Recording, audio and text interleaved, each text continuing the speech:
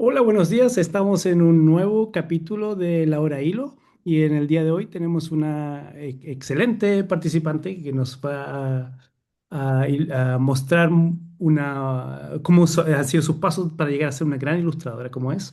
Así es que tenemos a la bienvenida Paloma Valdivia de Chile. Muchas gracias por la invitación, un placer. Así que bueno, Paloma tiene un gran recorrido y ya es muy reconocida no solo en Chile y América Latina, sino en el mundo entero. Ya lo hubieran visto ahí en Bolonia, una artista perseguida por los medios. Pero bueno, y me gustaría que conversáramos haciendo como tratando de seguir nuestra estructura de entrevistas. Primero hablando de tu infancia, Paloma. ¿Cómo era tus primeros pasos de lectora en tu escuela y tus juegos, a lo que te gustaba jugar? Bueno, tuve una infancia muy tranquila, en una casa grande, antigua, con una abuela y una tía abuela que estaban todo el día rondándome, con un patio, con árboles frutales, jugué mucho en el patio, sola, como esas infancias de niño que tenían algunos vecinitos, pero la verdad es que me encantaba jugar sola y mucha naturaleza, me acuerdo, no sé, ahora pienso. Cuando llovía, yo daba vueltas hojas por horas para hacerle caza a las hormigas, para que no se mojaran. Juntaba agüita de la lluvia para hacer unos tés, me pasaba semanas haciendo esas cosas. Y tuve también una profesora de primero a cuarto básico que fue marcadora y fascinante. Eh, una mamá también que estaba muy presente con todo lo que tenía que ver con libros, con lectura, con lo plástico, con los materiales para dibujar. Tuve una infancia muy linda y muy tranquila. Creo que esta profesora también me marcó muy fuertemente y cuando pienso hoy día qué me enseñó realmente, creo que me traspasó como la pasión por aprender. Eso fue como algo muy poderoso que guardo hasta el día de hoy y que la acompañé a ella hasta el día que murió. O sea, como nunca la dejé de ver, pues llegó un punto en que yo pensaba como que todos teníamos una profesora de primero o cuarto básico tan fascinante como la que yo tuve, digamos, y después me fui dando cuenta que no, que yo había tenido mucha suerte y ella me enseñó a leer con poemas de Gabriela Mistral y el libro de las preguntas de Pablo Neruda, así como ahí se me conecta un poco toda la historia. Aparecen mujeres entonces, como figuras importantes, ¿no? Sí, todas, creo que todas. Qué Sí. interesante. Te va marcando también algunas sensibilidad, ¿no? Como cercanía también con el tema más femeninos, o cómo lo definirías O tú. sea, básicamente como un matriarcado. Ujú. Eh, para mí, todo mi entorno de infancia, y creo que todavía sigue siendo como muchas mujeres poderosas que se las arreglaban solas. Mi papá vivía en otra ciudad, yo lo veía de vez en cuando, como estaba presente a su manera, pero no en el cotidiano, digamos. O sea, yo sabía que tenía un papá y lo veía de vez en cuando, pero mi mamá era la figura poderosa, mi abuela, la tía abuela, la profesora, la otra tía. Eh, y desde ese lugar siempre mis libros son puras mujeres. O sea, como, no sé, en nosotros me han dicho así como, bueno, ¿por qué no hacen nosotros del padre con el hijo? Y yo digo, como yo no puedo inventar ese libro, o sea, no puedo hacer un libro del padre como con el hijo, porque lo desconozco. Así que desde ese lugar siempre también he sido muy libre y muy empoderada, como desde ese lugar que me enseñaron esas mujeres. Ujú. Y ¿cómo empiezas tú desde estas primeras aproximaciones a leer, digamos, cómo aparece la lectura y la apreciación de libros, digamos, cuando eras pequeña? Es que siempre los libros me parecieron algo muy fascinante. No era que teníamos tantos libros de niños cuando yo era chica en Chile. eh, no sé, a mí me traían libros como de otros países cuando iba la gente a otros países, como, bueno, Mafalda, partiendo que uno tenía Mafalda y que yo la miraba y es Mafalda tiene mil lecturas de cuando uno es muy chico, de cuando uno ya es un poco más grande y lee, o de adulto. Eh, y algunos libros de niños que traían de España, me acuerdo, como de historias clásicas, ilustradas, que eran fascinantes. Y a mí me leyeron, mi mamá me leyó Naricita cuando yo era chica. Mi mamá tenía una colección de su infancia que era Naricita de Monteiro Lobato, que yo siempre preguntaba como quién conoce a Naricita y en Chile no conocíamos a Naricita, entonces yo, porque creo que de las pocas que creció con Naricita. Y, y también me ha pasado que cuando he ido a Brasil a congresos, yo digo como yo leí Naricita y hoy día Naricita está como medio cancelado por el tema de la esclavitud, porque está la nana, la persona que está a cargo, la criada que es negra y todo eso.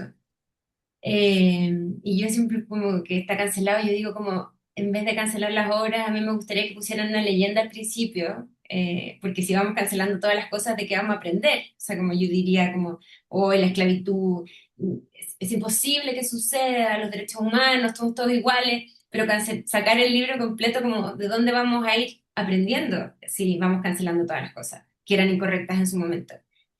Eh, y también tuve la suerte de que me regalaran los capítulos de los pitufos que vendían en los kioscos. Mi mamá me llegaba todas las semanas con su pitufo y recuerdo perfecto el día a mis 5 años en que yo leí Papá Pitufo. Estaba sola y junté las letras y leí Papá Pitufo. Y fue una sensación así como iluminada de que yo era súper poderosa y seguí leyendo el libro completo para el lado.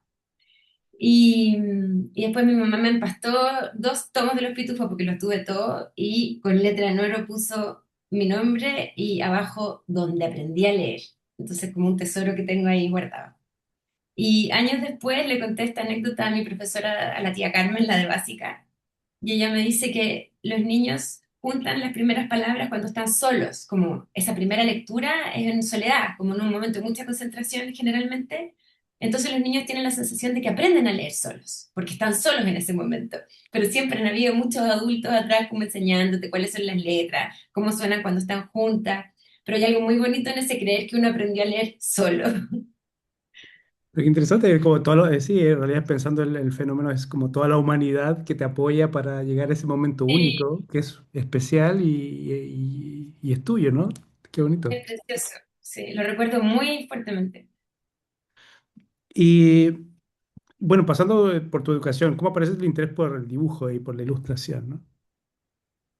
Siempre me gustó dibujar, desde que tengo recuerdo, como que mi actividad favorita era dibujar y como vivía en esta tranquilidad que te contaba, yo recuerdo como las mesas de grandes comiendo y yo siempre como ahí en el suelo, me encantaba dibujar en el suelo, de guata, no sé cómo se dice en España, eh, ¿cómo se dice de guata?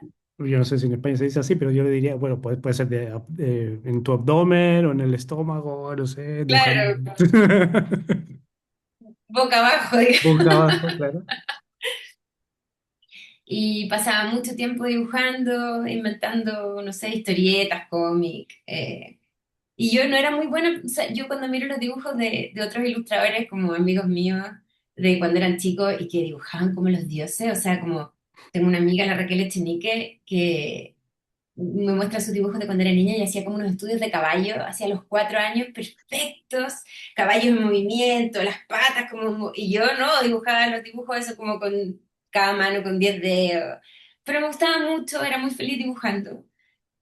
Me gustaba mucho mirar libros también, no solamente de niños, como me acuerdo que había uno de un libro que habían traído de Inglaterra, como un cancionero de los Beatles, completamente ilustrado por unos ilustradores increíbles, como surrealistas las ilustraciones. Recuerdo un bebé grande llorando que le salían las lágrimas y cada lágrima se transformaba en peces y formaban un mar y un bote con los Beatles navegando, como remando, como todas esas cosas me fascinaron mucho. Mi papá tenía muchos pósters también en la casa, como no sé, tenía de Pink Floyd, le gustaba Kraftwerk, como cosas, había un póster de Pablo Neruda con su cara y el poema Walking Around. Había como, mi mamá tenía póster o cuadros de realismo mágico, entonces tenía mucho como de dónde alimentarme. Luego empiezas a formarte, ¿no? ¿Y cuándo fue la decisión de decir, bueno, esto es algo que es más que, mucho más que un hobby o algo que podría hacer en mis tiempos libres? Esto es algo que quiero hacer en la vida. Yo creo que uno sale muy pequeño del colegio, como sin saber muy bien qué es lo que quiere. Mm. Y Pero yo estaba un poco como bien enfocada porque muy chica, no sé, como a los 13 años, en esa época, tú leías el periódico en Chile y aparecían concursos. Un día descubrí que aparecían concursos de dibujo. No se llamaba ilustración para mí todavía. Entonces, concurso de dibujo, no sé, la tarjeta del Hogar de Cristo, que es una fundación que acoge niños o gente sin hogar o con problemas. Entonces, ¿quién dibuja la tarjeta de Navidad del Hogar de Cristo? Y yo participaba y me empecé a ganar concursos. Después el concurso de, no sé, las Naciones Unidas, me acuerdo una Bienal de Arquitectura, y yo siendo niña participaba en todas las cosas, y yo estaba en un colegio monja, y yo decía, ¿puedo ir a dejar este dibujo? Ellos sabían que yo dibujaba todo el día, que me iba bien en arte y todo. ¿Puedo ir a dejar este dibujo al concurso? Entonces me decían, sí, tome, aquí tiene plata, vaya con una amiga y se toman un helado. Y entonces yo iba y volvía, y después exponían el dibujo, ponte tú, no sé, en un museo de las Torres Tajamar. Iba todo el colegio, eran 800 alumnas, ponían las micros y iban a ver el dibujo. Entonces tuve como mucho apoyo en lo emocional, en el refuerzo, y eso fue muy bonito.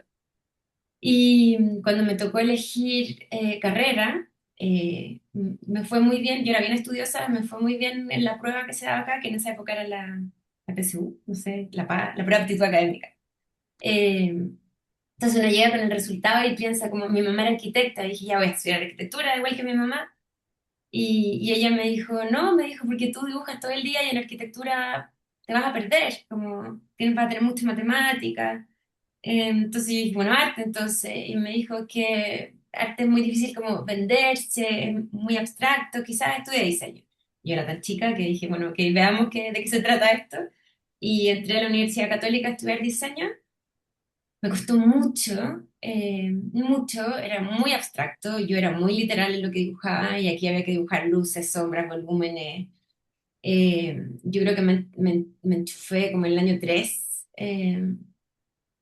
porque un profesor, el José Alar, que fue director de la carrera muchos años después, era muy joven, llegó, venía a estudiar en CalArts, en California, que era la escuela donde estudió Tim Burton, y él veía que yo dibujaba y dibujaba todo, no tenía computador y hacía todo a mano, y me dijo, lo que a ti te gusta se llama ilustración. Yo ahí estaba como en tercer año de universidad, y yo nunca, o sea, yo pensaba que ilustración era el ciclo de las luces, y ahí entró una palabra a mi cabeza, para mí antes de eso eran los dibujos de los libros.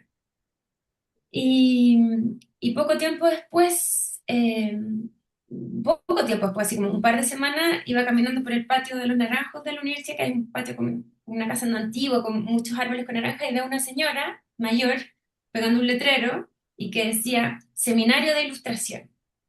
Y yo, ya que conocía la palabra recientemente, me acerco y le pregunto, y ella era Valentina Cruz, una artista visual que venía llegando de Barcelona y había trabajado en Barcelona 20 años siendo ilustradora de libros de niños y me explica que se trata de eso. Y yo dije, "Uf, esto es lo mío". Y le pregunté si podía entrar y me dijo, no, no, me dijo, porque esto es para gente muy avanzada en el dibujo. Y yo le dije, pero yo dibujo. Entonces me dijo, no, esto es para tercer año, cuarto año de arte. Yo había tomado arte también como carrera paralela porque siempre me estaban pimponeando, me decían, lo tuyo es más arte, lo tuyo es más diseño. Entonces le pedí que me diera una reunión, por favor. Ella era muy estricta y le mostré todos mis dibujos que había hecho a lo largo de toda mi vida y me dijo, no eres muy buena, pero algo tienes. Entonces yo dije, ya, bueno, ¿lo puedo tomar? Y sí. Y ella fue mi faro, mi luz y mi gran maestra, no solo en lo académico y en lo que tiene que ver con el oficio, sino que como una mujer también que seguí sus pasos uno tras otro. Eh, y en esa primera clase que ella llega con una maletita con diapositivas, todavía en esa época, y proyecta en la primera clase un muro blanco con diapositivas de la Feria del Libro de Bolonia, de los ilustradores seleccionados. Y yo en ese segundo miré esto y dije como, "Uf", esa sensación, ¿sabes? Cuando descubres algo como y que sientes lo mismo que es Navidad, que se te cae un diente, que va en el ratón, como esa magia de "Uf, el mundo es increíble". Y dije, ya, esto es lo que quiero hacer el resto de mi vida. Y, y de ahí fue enfocarme en ver cómo lo hacía. O sea, sabía que tenía que, muy prontamente, digamos, yo ahí de haber tenido 20 años, sabía que tenía que ir a la Feria del Libro de Boloña, porque en Chile no pasaba nada en ese momento, y que tenía que, este curso duraba un semestre y te pasaban un texto real de la editorial Andrés Bello, y el que ganaba, le publicaban el libro. Entonces dije, bueno, voy a quedarme haciendo este curso hasta que me lo gane. Yo creo que sí tengo una gracia es que soy súper perseverante y no me frustro con nada. O sea, a mí nunca me importó como que me dijeran que algo estaba mal, como que digo, lo voy a hacer de nuevo, lo voy a hacer de nuevo. Y claro, ese primer año no gané y dije, lo voy a hacer, salí segunda y dije, lo voy a hacer de nuevo. Y lo hice de nuevo y al año siguiente gané. Eh, y salió publicado el libro y en esta exposición en el patio de la universidad apareció mucha gente que venía a mirar los dibujos y llegó a Manuta, como Constanza y Ana María, que eran las editoras, todavía no eran las editoras de Manuta, pero estaban buscando a un ilustrador para hacer su primer libro, que era que igual la conoce el mar. Entonces me preguntan si quiero hacer el libro, yo necesitaba un proyecto de título y le dije ya, y lo voy a hacer como proyecto de título. Y todo se dio increíblemente bien. Me fue muy bien con el libro también salió. Entonces, ya saliendo tenía 2 libros publicados y mandé que igual la conoce el mar a la Bienal de Ilustraciones de Eslovaquia, de Bratislava, y gané una placa, que es como un tercer lugar.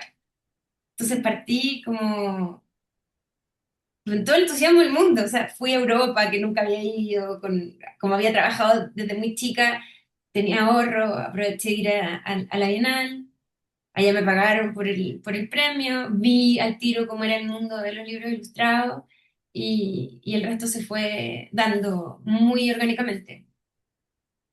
Qué interesante, ¿eh? Qué Es veloz. Me fascinante, parece cuando uno todo, conecta parece los todo hilos, parece muy veloz, pero pero no es tan veloz, digamos, porque es un proceso de sí, años son también. años. Pero claro, Sí. pero tú lo cuentas, claro, y parece que todo va perfectamente encadenado, ¿no? Pero yo creo que una clave, ¿eh? Sí, Es lo que acabas de decir tú, esta mirarlo con prim- distancia pareciera que es como todo un engranaje perfecto.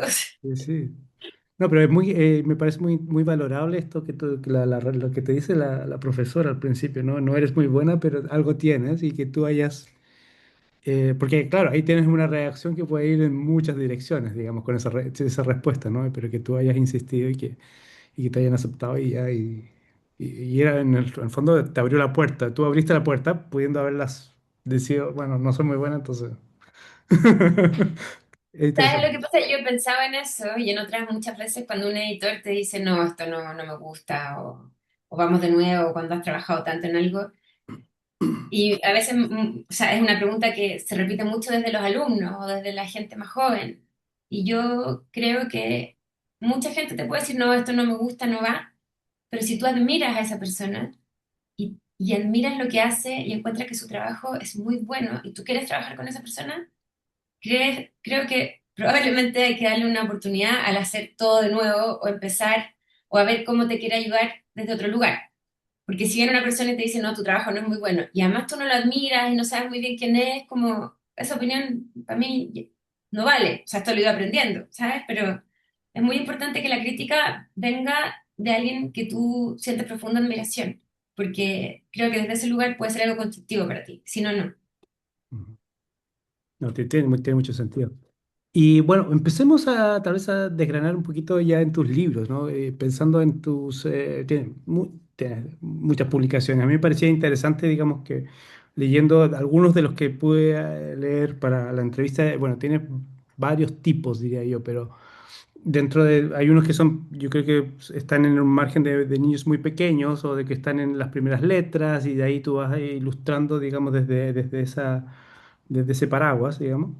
Pero tienes otros que van mucho, que son, yo diría, casi hasta filosóficos, ¿no? Que son como esta idea de las grandes preguntas, digamos, que se abren humanas, están ahí en esos contenidos, libros que parecen que son muy hermosos, digamos, son perlas, digamos, dentro de toda tu obra, que es muy interesante. Entonces, me gustaría que primero que me contaras cómo, bueno, dentro de esta cadena de libros que has ido escribiendo, cómo tú encuentras que ha ido evolucionando en estos años. Sí, yo creo que es muy entretenido ser ilustrador o realizar algún trabajo como artístico, porque la verdad es que uno siempre va evolucionando y hay una gracia muy buena que yo todo el tiempo pienso, todavía no hago mi mejor libro. O sea, y eso me encanta, la posibilidad de, estar siempre pensando y estudiando en cómo hacer el mejor libro o algo que a mí me deje completamente contenta, que yo creo que probablemente no va a pasar. Pero esa búsqueda siempre es tan estimulante, ¿sabes? Como, ¿qué voy a leer? ¿Qué voy a mirar? con qué me voy a alimentar para hacer algo mejor. Eh, y claro, si yo miro mis primeros libros, preferiría no mostrarlos, digamos, porque eran muy básicos y tenían un montón de errores, pero sabes que siempre lo hice con tanto amor y tanto entusiasmo que igual los quiero, digamos. Pero he ido aprendiendo mucho en cada uno de los libros y sí mis favoritos son estos que dices tú, que son los que escribo e ilustro, que pasa muy de vez en cuando porque son procesos tan largos y que uno en el fondo trabaja como sin pago, o sea, como estos libros yo los voy inventando durante años y hasta que los tengo listos y ahí los ofrezco, pero son proyectos tan personales que uno, no sé, pues te puedo decir, me demoro 4 años en cada libro porque es que voy encontrando pequeños espacios donde los puedo lograr hacer mientras trabajo en las cosas que articulan mi economía familiar, digamos. Esa es como un poco la realidad latinoamericana del artista. Y, y son muy importantes para mí porque son como episodios de la vida. O sea, si yo pusiera todos los libros que he hecho como autora integral, es un poco autoficción y van marcando ciertos hitos. O sea, los de arriba y los de abajo. Tiene que ver cuando me fui a vivir a Barcelona y estuve 7 años y un poco como, uy, estoy mirando el mundo desde otro lugar. ¿Quiénes somos? ¿Dónde estoy? Eh, ¿Por qué acá dicen que todas las políticas de ayuda social decía como los de... Me acuerdo de haber visto un cartel que decía, los de arriba ayudemos a los de abajo. Eso como que... eh, yo porque siempre había pensado como, ¿por qué el que dibujó el mapa dejó quedamos todos los países pobres abajo, digamos? Tiene todo el sentido porque pagaron los de arriba, ¿no? ¿Y qué pasa si ahora damos vuelta a este mapa?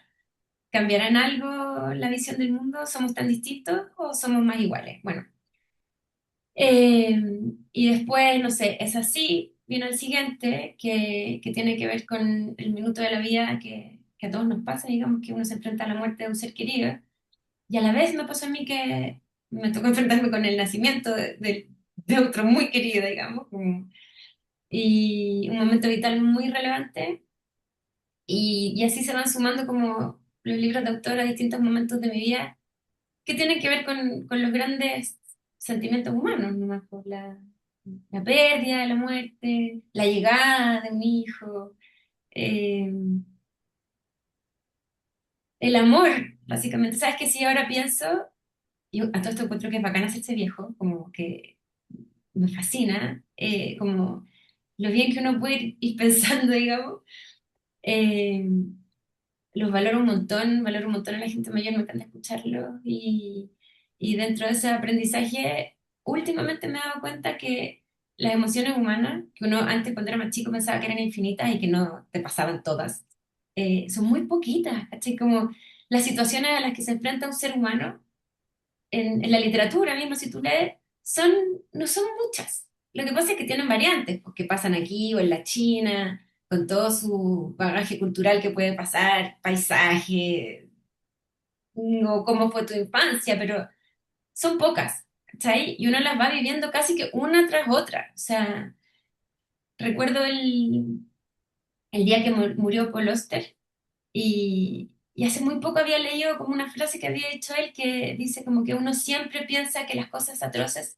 le pasan a los otros, dijo, hasta que te empiezan a pasar una tras otra. Y es verdad, o sea, a todos nos va a tocar enfrentarnos con la muerte de los seres queridos, con pérdidas, no sé, pero también hay otros momentos fantásticos en la vida que también nos tocan, digamos, ¿sabes? Entonces mis libros tienen que ver con esos momentos. Sí, y justamente estaba pensando en es así también en la idea de las grandes preguntas de dónde venimos y a dónde vamos, como que en el fondo te sitúas en este, en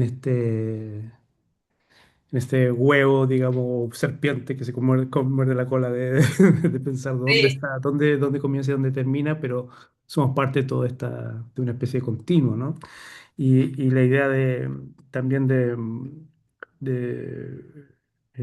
perdón, se me fue, los de arriba y los de Los de abajo. arriba. Claro, y a mí me parece muy interesante en este libro, hay algo gráfico que es muy simple, digamos, en ese libro, como esta línea roja que es como un horizonte, ¿no? Que aparece como continuo y que va dividiendo divide el mundo, ¿no? Y yo pensaba en esta idea de, siempre me llamaba la atención el sur y el norte en las ciudades, digamos, o la ribera sur, la ribera norte, que son los ríos muchas veces los que hacen justamente esta división de dónde están los pobres, dónde están los ricos, dónde están los que tienen un poco más de dinero y los que menos. Y es muy interesante, digamos, que haga que en un libro, digamos, de niños, digamos, de niños, digamos, que es para todos, pero que tú veas, observes estas diferencias, digamos, y estas invasiones, ¿no? Que también uno podría decir que es, porque todo lo que yo creo que relatas muy bien la fluidez, ¿no? De todo al final. Que esta rigidez de la línea roja desaparece también.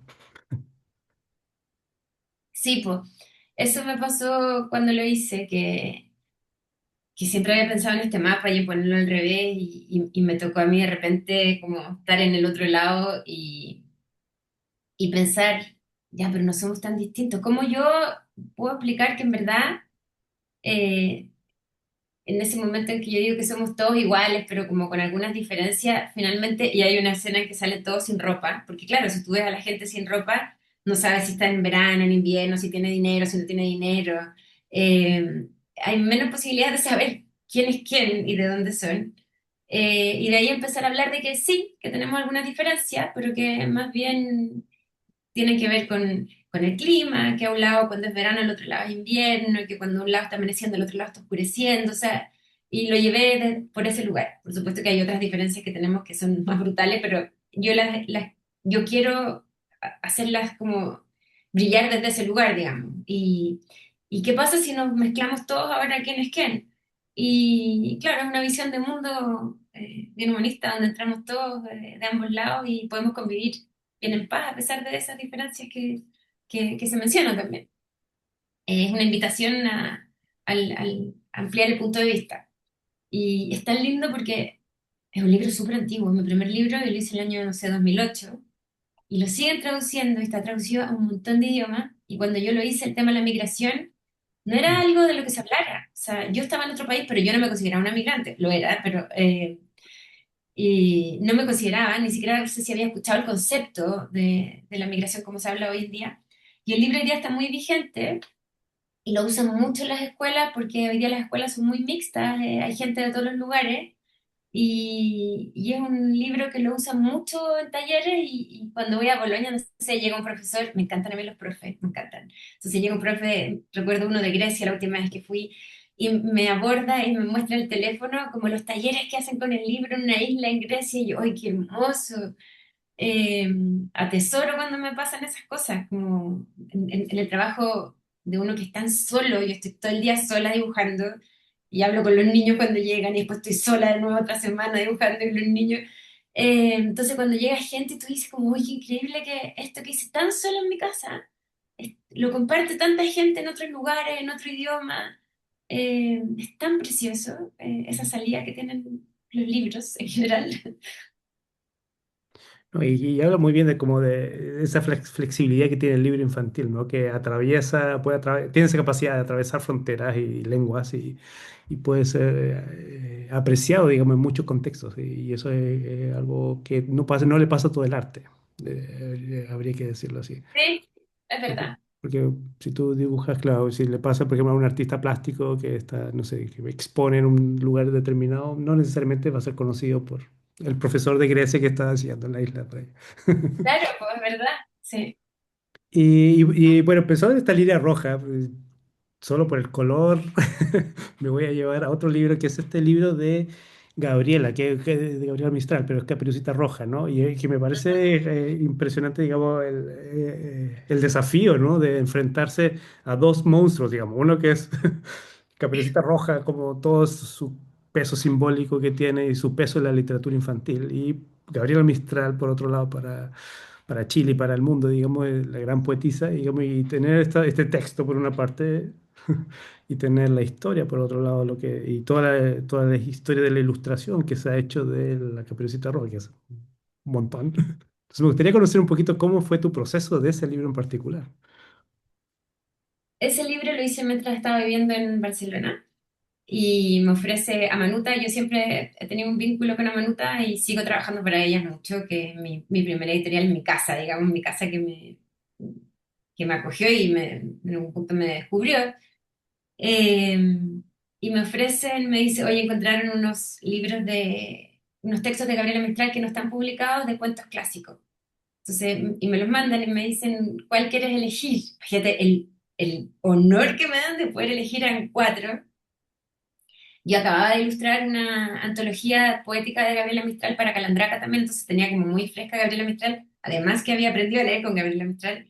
Y, y en ese momento tampoco es que se hablara tanto de ella como ahora, pero para mí era alguien muy presente, entonces Caperucita Roja era el cuento favorito de mi infancia, que me lo contaba mi tía abuela casi todas las tardes, y yo dije, obvio que este.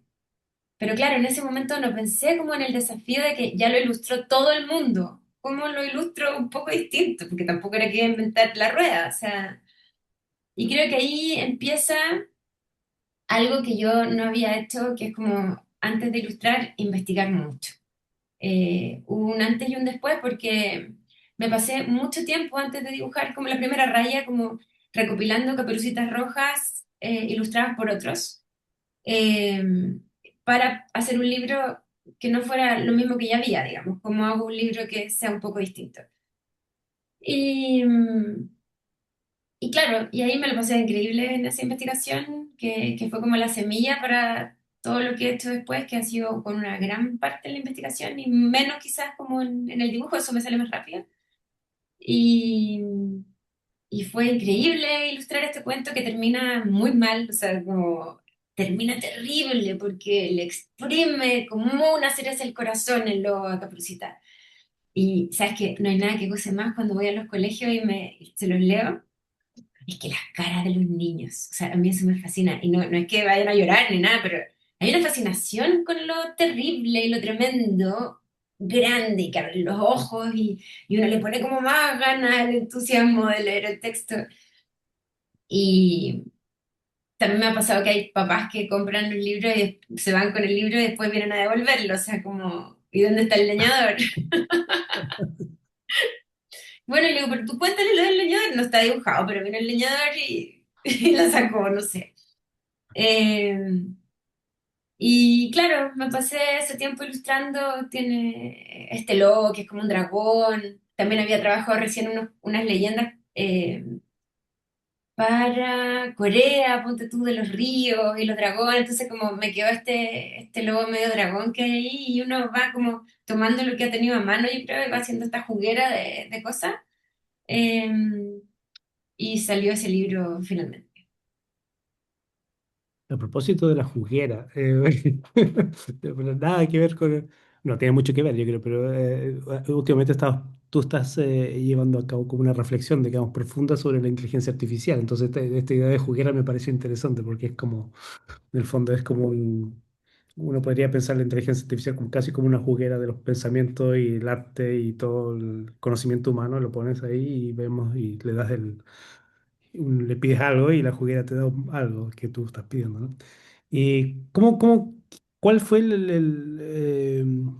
pensando en este texto que tú estás escribiendo todavía, ¿no? Que estás visitando y revisitando, eh, ¿cuál fue tu motivación inicial para decir, bueno, esto es algo que tal vez es más que una tendencia, es algo que debo personalmente hacer algo con eso? Mira, estuve en las vacaciones en Chiloé, que es una isla que está al sur de Chile, en febrero. Y sabes que me empecé a despertar todas las noches y mi preocupación era, uy, no sé nada de inteligencia artificial. Durante 2 semanas me despertaba en algún momento de la noche, "Ah, no sé nada de inteligencia artificial". Y me empezó a dar mucha angustia y volví y empecé una investigación bastante exhaustiva desde mi lugar, digamos, de solo, no puedo investigar todo de inteligencia artificial como desde el arte, como qué pasa con inteligencia artificial y el arte.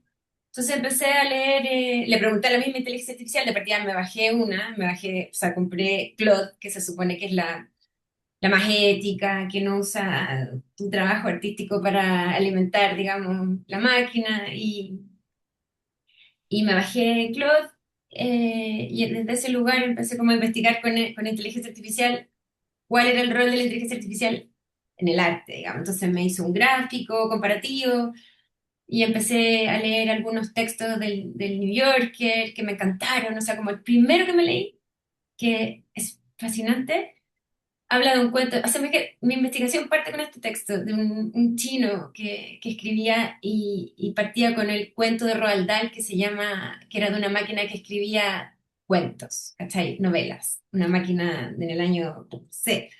Y parte como comparando inteligencia artificial con este cuento de Roald Dahl y yo dije, ya, o sea, como yo tenía que entrar por acá. Y en el fondo hay mucho que hablar de inteligencia artificial. Yo no le tengo miedo, como que nos va a comer y consumir, encuentro que es imposible. O sea, yo creo que no por ahora, digamos, los siguientes, lo que nos queda de vida, no sé. Eh, entonces mi tema es cómo lo usamos para no homogeneizarnos, como dices tú, con la juguera. Y, y finalmente podría decirte muchas cosas, pero concluyendo yo misma, fui a China, estuve un mes en China hace poquito, y le pregunté a todo el mundo que se me cruzó por delante, cosa que he hecho desde febrero, a todo el mundo cómo usa inteligencia artificial, a cualquiera, a una persona mayor, a un médico, y todos me han dado respuestas diferentes y yo las voy como interiorizando. Y en China le pregunté a todo el mundo, y una profesora, una directora de la escuela de cine en Shanghái, me dice como, sí, es una gran herramienta, cosa que yo también pienso, pero ¿por qué voy a querer yo, que amo mi trabajo, que otro haga mi trabajo por mí? Y yo dije, eso es básicamente, o sea, yo amo ilustrar, amo escribir, amo pensar, amo investigar, ahí me puede ayudar a investigar. ¿Por qué le voy a dar ese lujo que tengo yo a una máquina para que lo haga? O sea, capaz que lo haga bien, pero yo no quiero que lo haga. Y eso fue como, era tan sencillo como llegar un poco a esa conclusión. Mira, te voy a mostrar algo. Y por otro lado, esto es como ya extra texto que estoy escribiendo, porque no he llegado todavía a escribirlo. Estoy haciendo un proyecto. eh, Mira, y me puse, ponte tú, a estampar fruta. Ya. Estampé, necesitaba una forma como de una galaxia y me puse a estampar distintas frutas. Kiwi, limones, ¿cachai? Y no lo había hecho, nunca había estampado. Y ponte tú aquí, estampé, no sé, unos plátanos. ¿Cachai? La cascarita del plátano como una torrejita de cascarita del plátano. Y al ponerlo en la tinta, se hacía una burbuja. Y este pensamiento viene acá. Y cuando se hace esta burbuja, yo dije, o sea, todo lo que es trabajar humanamente, con las manos, con la materia, permite el error. ¿Cachai? Y cuando se produce un error, te abre una puerta que de otra manera no habrías abierto. Porque yo quise seguir replicando esa burbuja que se hizo misteriosamente en la cáscara del plátano.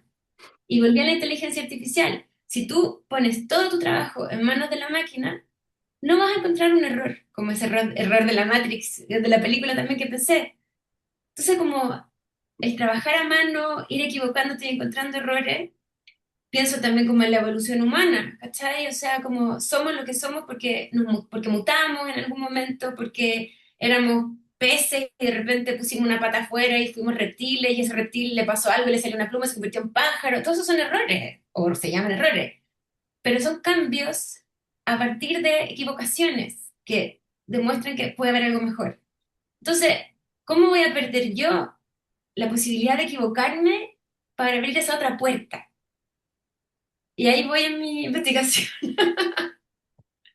No, pero genial, genial, porque es una conversación que que para mí fue mítica, digamos, porque yo conocí a Paloma ahora en Bolonia, o sea, la conocía antes, pero personalmente. Y lo interesante es que, claro, todos hablaban del texto de Paloma, entonces para mí era el texto mítico de Paloma sobre inteligencia artificial. Entonces ahora ya lo leí, entonces puedo decir algo que es un proceso en desarrollo, ¿no? Que es muy interesante de cómo pensarte, digamos, en tu posición, ¿no? Porque al final es como justamente una pregunta filosófica también de respecto a cuál es mi posición en el mundo cuando está esta nuevamente, ¿no? Que uno podría hablar de la mente colectiva, casi estilo junguiano, este colectivo que podría estar representado en esta gran cosa que está habitando ahora sobre nosotros, ¿no? Y cómo se está alimentando, ¿no? los discursos terroríficos son cada día, te dicen que hay una nuevas cosas que están haciéndose para que crezca y crezca y crezca. Y el impacto, claro, uno no tiene muy claro todavía hasta dónde va a llegar. Y además, como, no es que yo quiera usarla perfectamente ni nada de eso, ¿sabes lo que quiero? Quiero tener una opinión, básicamente. Como, ¿cómo va a haber algo tan grande y yo no voy a saber qué opinar? ¿Sabes? Soy editora también, o sea, necesito tener una opinión. Y me parece que si hay algo tan grande que nos está habitando en todos los lugares, uno tiene que saber qué opina. No es que tengas que saber usarla, sino que tienes que tener alguna opinión al respecto. Y por ahora, porque esto es como trabajo en proceso, digamos, le sigo preguntando a todo el mundo qué opina, como voy anotando en un cuadernito, y cómo lo usa. Creo que es una súper asistente, o sea, cantidad de tiempo que yo me gastaba haciendo cosas como corregir contratos, por ejemplo, que es aburridísimo, yo no quiero corregir contratos, me ayuda un montón, aprendo, no sé, le pedí el otro día que me enseñara a hacer, nunca había sabido hacer una planilla Excel, en una mañana aprendí a hacer una planilla Excel y ahora las hago yo, eh, no sé, a ordenar, organizar ideas, todo eso que a mí me costaba un buen tiempo, ahora me ayuda la inteligencia artificial y yo dibujo, ¿sabes? O invento mis libros. Y ha sido genial. Entonces creo que cada uno tiene que buscar su manera. Creo que la inteligencia artificial es como un traje hecho a medida, por ahora, no sé, porque todo esto está en proceso. Como que tú te puedes hacer tu inteligencia como en un traje a medida, porque no todas son iguales. O sea, de partida tú tienes que saber para tu trabajo cuál es la que mejor te conviene, la que te puede ayudar mejor. No es como la inteligencia artificial, hay distintas, tú eliges y pagas por la mejor, o no la usas nomás, no pasa nada si no la usas, pero creo que hay que saber cómo y tener una postura también desde el lugar del editor. O sea, por ejemplo, ahora en mis contratos nuevos que firmo con los libros, yo pido que por favor pongan la cláusula de que no van a alimentar inteligencia artificial con mi trabajo. Por ejemplo, eso es como lo que estoy haciendo. Hay otros contratos que a mí me piden no usar inteligencia artificial en ninguno de los procesos. No estoy de acuerdo. Yo no estoy de acuerdo porque sí lo uso como elemento para investigar. No voy a ilustrar con ella porque no me interesa, porque me gusta mucho ilustrar, pero sí la uso como una herramienta de ayuda en la investigación. Entonces, eh, creo que hay que tener una postura. Y en China me pasó algo muy absurdo, digamos, porque el Día del Libro se celebró en la Capitol Library en Beijing, con niños y todo. Y una de las invitadas era una profesora de ilustración de la Escuela de Arte de Beijing. Y la profesora da una charla de cómo sus alumnos de ilustración hacen todo con inteligencia artificial, desde cero. Y yo, así, unas cosas alucinantes, porque hasta ese momento yo decía como es muy difícil alimentar inteligencia artificial para que te haga un dibujo espectacular como tú quieres, no sé qué. Bueno, esta señora tenía un método y enseñaba. Y yo dije, bueno, como ya todo el futuro, aquí yo todavía no entro, no sé, yo no lo haría, pero bueno, si esta señora dice que es otra manera. Lo que me abrió a pensar que ponte tú en los concursos de ilustración, yo creo que una obra hecha enteramente con inteligencia artificial debería tener una categoría. No dejarla fuera, porque me parece que algo no puede dejar fuera, sino que es una nueva herramienta que está apareciendo. En alguna época se discutía si los dibujos tenían que ser análogos, originales o impresos. ¿Sabes? Yo creo que hoy día, por ahora, la categoría de ilustración hecha con inteligencia artificial debería ser una nueva categoría y celebrarse en su contexto, digamos, porque sí pueden haber unas obras geniales y que genial la persona que logra hacerlo, porque creo que es muy difícil. Y creo que detrás de toda gran obra hecha en inteligencia artificial hay una gran cabeza pensando también, digamos, no es que la máquina te haga las cosas sola. Eh, y por otro lado también como quizás podría haber como un protocolo donde tú pones qué porcentaje de inteligencia artificial usaste en tu trabajo. No sé, pienso que en un futuro en las librerías tú vas a tener, esto son mis invenciones distópicas, digamos, como que tú vas a entrar a una librería y vas a tener novelas escritas por inteligencia artificial íntegramente y las de autores humanos. Entonces, a mí me gustaría saber si el libro que yo voy a leer lo escribió una máquina o lo escribió un humano. Probablemente yo voy a elegir el del humano. O si no, también, ¿qué porcentaje tiene de inteligencia artificial ese libro? ¿Un 50, un 30, un 20? ¿O en qué se usó? ¿Para investigar, para escribir, para editar? creo que a mí todo eso me va a interesar porque me va a interesar saber cuánto de persona humana hay detrás de lo que yo estoy consumiendo, digamos. Eso, hasta ahí voy. No, pero eso es fascinante, yo creo que tiene para mucho. Yo creo que Tengo además que se preguntas. alimenta de un colectivo, ¿no? Porque es muy interesante tu proceso, porque no es un proceso solitario, sino que estás justamente recolectando estas visiones de distintas personas de distintos lugares del mundo y de distintas posiciones también. Me gustaría conocer un poquito más sobre, antes de que empecemos a cerrar, sobre tu proyecto editorial, que creo que es muy interesante. Algo mencionaste sobre tu rol, digamos, y cómo, me gustaría que nos contaras un poquito tu aproximación, desde ir desde esta chica que dibujaba y ganaba concursos en la escuela cuando era pequeña, hasta ahora llegar a decir, bueno, voy a hacer una casa editorial. Sí, tengo la editorial Ediciones Liebre junto a Mónica Bombal, mi socia, y nos conocimos siendo apoderadas del mismo colegio de nuestros hijos mayores. Eh, y ella venía de trabajar mucho tiempo en el Ministerio de Educación. Ella formaba bibliotecas públicas, bibliotecas escolares, ella es historiadora, y yo, que venía de la ilustración y de hacer libros para niños y que a las dos nos apasionaba mucho el tema. Y en ese momento, esto sería el año como 2016, ponte tú, 2010, 2015, en ese momento no había mucho libro de primera infancia hecho en Chile, había poquito. Yo había hecho Duerme Negrito, ponte tú como canción, y estaba empezando a hacer algunos libros con Manuta, pero no había libros para primera infancia como con formatos más desafiantes o juguetones. Y empezamos como jugando, como uno empieza con las cosas, como jugando a la casita muñeca, a hacer unos primeros libros, eh, que resultó ser la serie Picaboo, que son unos libros pop-up que mezclan un montón de cosas, como lo que nos gusta a nosotros, como el multiformato, que tenga poesía, juego, que el formato sea diferente y que el libro te permita muchas lecturas. O sea, en Chile los libros son muy caros, entonces que el libro se pueda leer a muchas edades, muchas veces, que te acompañe desde los 1 hasta los 8.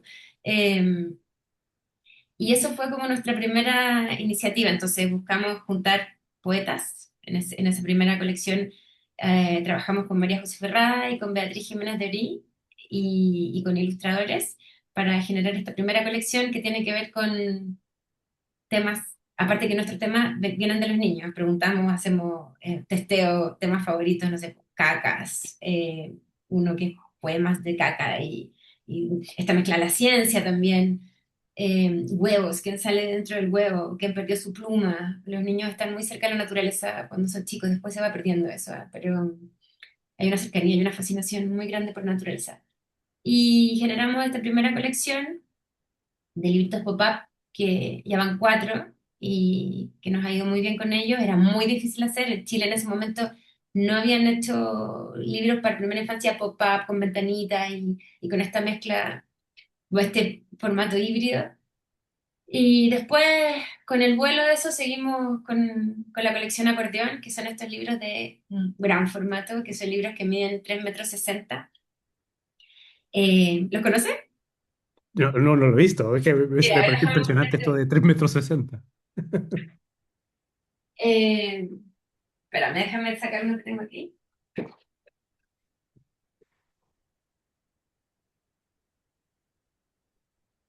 Es un libro de 3,60 metros. eh, este es el alemán, que está traducido al alemán. Y esto lo hicimos, siempre surgen como de algún deseo nuestro en las colecciones. Y este surge en pandemia, cuando estábamos en las dos trabajando en la casa. Los niños grandes hacían teleescuela y los más pequeños no tenían dónde estar. Entonces dijimos, hagámosle un refugio, con naturaleza, porque los pequeños no habían salido nunca ni a la plaza. Entonces hicimos un libro acordeón que mide 3,60 metros, que por un lado es como el interior del bosque, este lo ilustró Sebastián y la Vaca muy precisamente, el interior del bosque que es un poco como, me parece ¿cómo se llama el del bosque? Que siempre pienso en el cuadro del bosque, el Jardín de Ah, las Delicias, sí, sí. pero para niños. Y por el otro lado, como el exterior del bosque, entonces están las familias en sus casas buscando a sus animales que no están por ninguna parte. Y es un libro que tiene solapas, ponte tú, que encuentras cosas ocultas bajo la solapa. Están algunos animales que quedaron ahí, tiene agujeritos por donde tú puedes meter el dedo para el otro lado.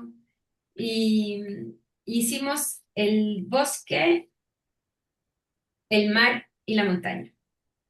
Y ilustrado el bosque por Sebastián y la Vaca, el mar por Pablo Lubert y la montaña por Andrea Antinori, el italiano, el ilustrador italiano.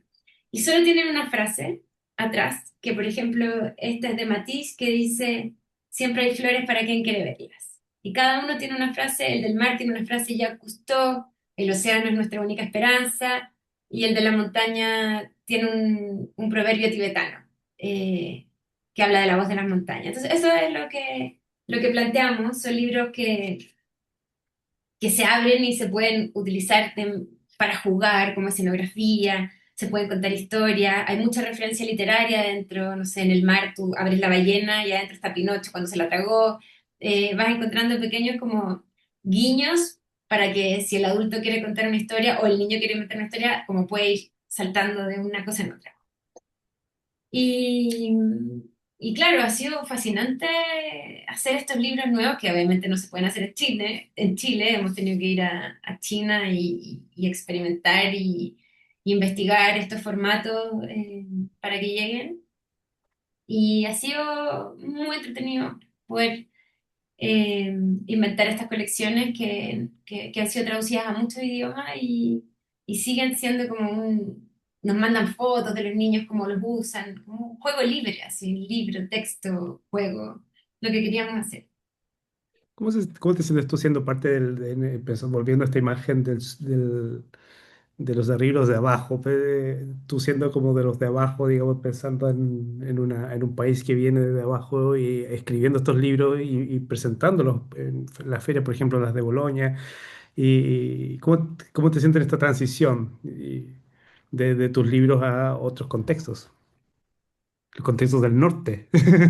Claro, me pasó desde bien chica igual, porque yo empecé publicando mis libros como autora con Calandraca. Como tuve la suerte de saber que en Bolonia todo sucedía, en Bolonia yo busqué a Calandraca y pensé, voy a hacer un libro para Calandraca, o sea, fue al revés.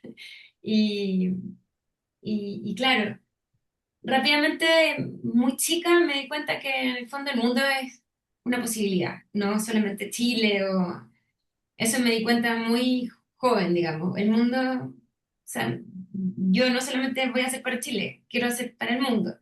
Y en el momento en que uno visualiza eso, no sé, hay una libertad po, grande, de opciones, de todo. Eh, y tener la editorial también, o sea, también haber partido tan chica me permitió pensar, yo puedo crear en Chile para el mundo. Una cosa así, sabes que igual estamos súper lejos, Chile realmente está a la cochinchina. Y en ese momento tampoco, cuando yo empecé, no, las redes no eran lo que son ahora. Eh, y también haber vivido en España 7 años también me permitió, o sea, fue lo que me dio alas básicamente de entender el mercado y de posicionarme en algún lugar, eh, de entender cómo trabajar. Paloma, ¿quieres leer algo por ahí? ¿Tienes algo que ¿Leo te gustaría algo? leer? Sí.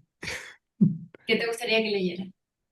No sé, yo creo que uno de tus obras personales que a ti te gustan mucho, tal vez, uno de esos, Eh, estoy de estos mirando que que se, tengo de estos acá. que se demoran 4 años o más. Es así, lo puedo leer porque Muy bien.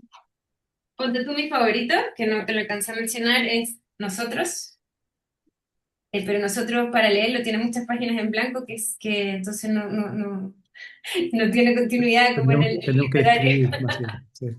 Claro, pero ese también responde a una autoficción del momento en que uno me convirtió en madre, digamos, por primera vez y el vínculo poderoso que uno genera con los hijos, que era para mí claramente, obviamente desconocido. ¿Cómo voy a imaginarme algo así sin haberlo vivido?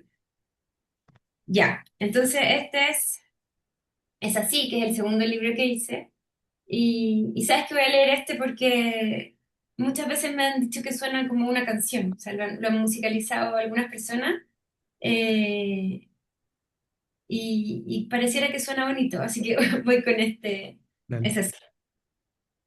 Algunos ya partieron, el gato del vecino, la tía Margarita, el pescado de la sopa de ayer.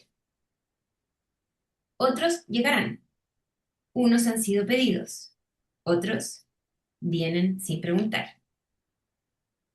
Los que estamos, lloramos a los que parten. Es bonito recordar. Los que estamos, nos alegramos por los que llegan.